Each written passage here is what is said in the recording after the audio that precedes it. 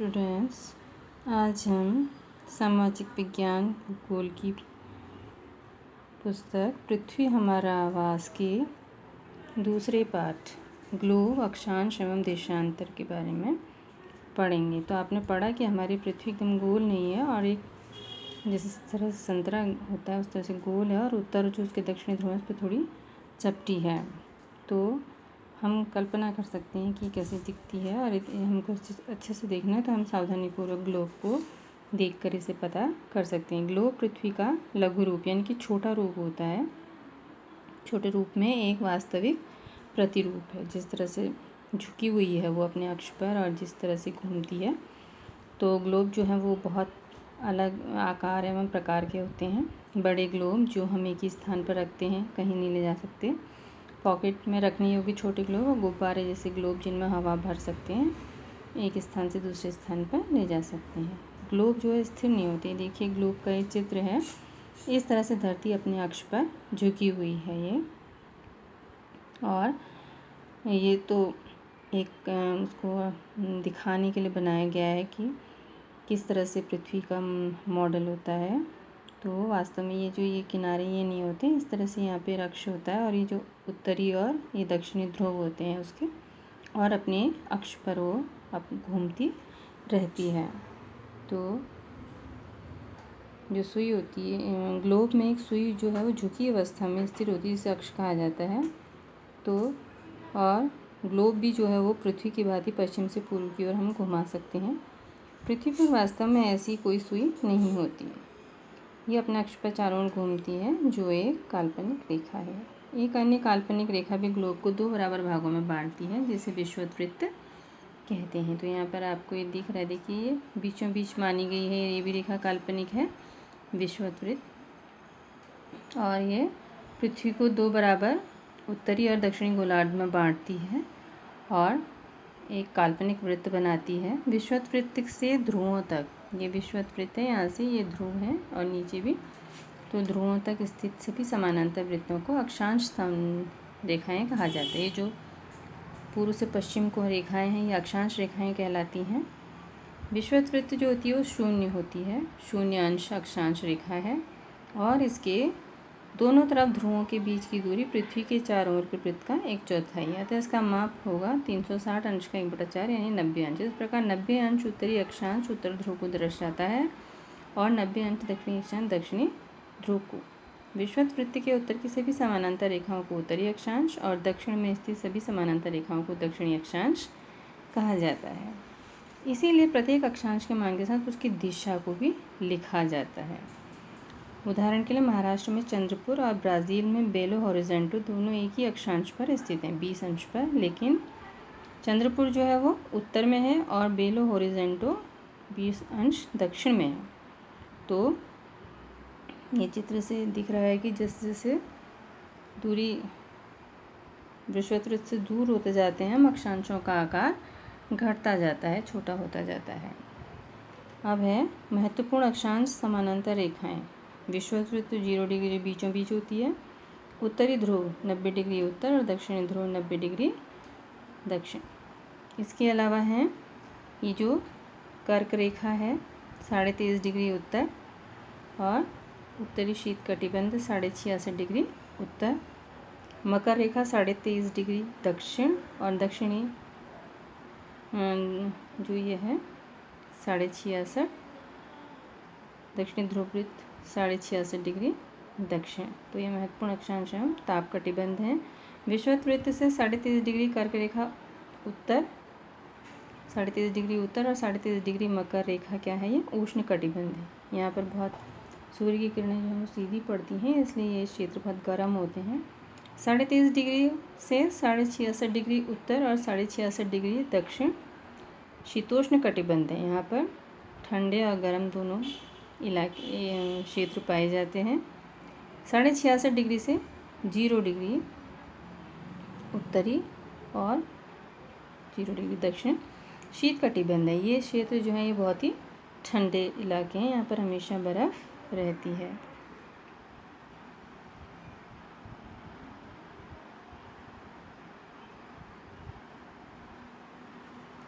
अब देखिए देशांतर क्या है। तो ये देशांतर उत्तर से दक्षिण की ओर को जो ये रेखाएं देख रहे हैं आप, ये काल्पनिक रेखाएं हैं वैसे, लेकिन इनको देशांतर रेखा कहा जाता है। और ये बीचों बीच 0 डिग्री देशांतर रेखा है। इसके पूर्व की ओर 180 पूर्व में और 180 पश्चिम में होती हैं। तो उनके बीच की दूरी को देशांतर के अंशों में मापा जाता है। प्रत्येक अंश को मिनट में और मिनट को सेकंड में विभाजित किया है। अर्धवृत्त उनके बीच की दूरी ध्रुवों की तरफ बढ़ने पर घटती जाती है, ध्रुवों पर शून्य आती है, यहाँ पर सब मिल जाती हैं आपस में। अक्षांश रेखाओं से भिन्न सभी इनकी लंबाई समान होती है, इसलिए इन्हें सिर्फ मुख्य संख्याओं में व्यक्त करना कठिन था। तो ग्रीनिच, जहाँ ब्रिटिश राज की वेधशाला ऑब्जर्वेटरी है, वहाँ से गुजरने वाली याम्योत्तर से पूर्व पश्चिम की ओर गिनती शुरू की जाए, ऐसा निश्चय किया गया।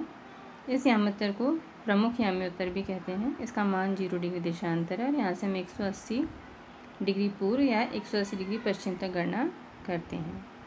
और ये प्रमुख याम्योत्तर और 180 डिग्री याम्योत्तर मिलकर पृथ्वी को 2 समान भागों में बांटती है।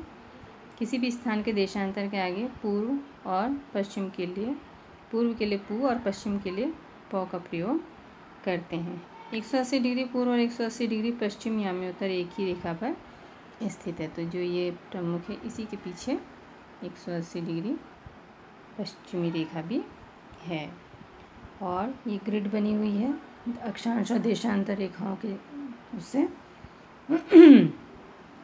अगर किसी स्थान के अक्षांश और देशांतर की हमको सही जानकारी हो तो ग्लोब पर हम उस स्थान का पता आसानी से लगा सकते हैं।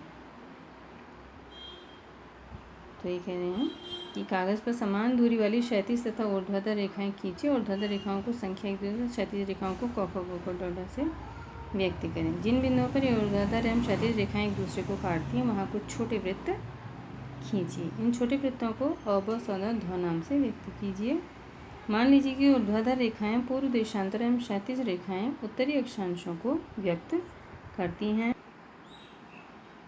अब ये विश्व के समय क्षेत्र हैं। देखिए ये ग्रीनिच रेखा है, इंग्लैंड से होकर गुजरती है, इसको समय का मानक माना गया है। और यहाँ से जो पूर्व की ओर क्षेत्र हैं वो उनका समय इससे आगे चलता है, और जो इसके पश्चिम में है उनका समय इनसे पीछे चलता है।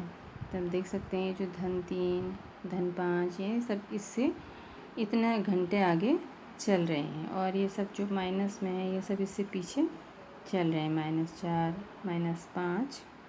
और ये अंतर्राष्ट्रीय तिथि रेखा है। इससे जो नाविक होते हैं वो तिथि की गणना करते हैं।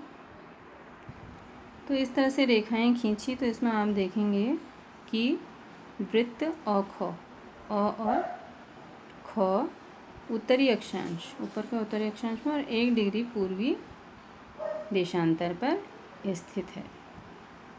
अब है देशांतर और समय। समय को मापने का सबसे अच्छा साधन पृथ्वी, चंद्रमा, ग्रहों की गति है। सूर्योदय एवं सूर्यास्त प्रतिदिन होता है, तो स्थानीय समय का अनुमान सूर्य के द्वारा बनने वाली परछाई से लगाया जा सकता है, जो दोपहर में सबसे छोटी है। सूर्योदय सूर्यास्त के समय सबसे लंबी होती है।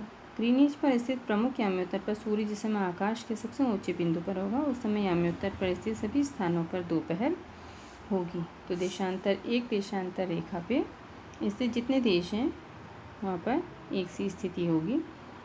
क्योंकि पृथ्वी पश्चिम से पूर्व की ओर चक्कर लगाती है, अतः जो स्थान ग्रीनिच के पूर्व में है उनका समय ग्रीनिच समय से आगे, और जो पश्चिम में उनका समय पीछे होगा। समय के अंतर की दर की गणना हम निम्नलिखित विधि से कर सकते हैं। पृथ्वी लगभग 24 घंटे में अपने अक्ष पर 360 डिग्री घूम जाती है।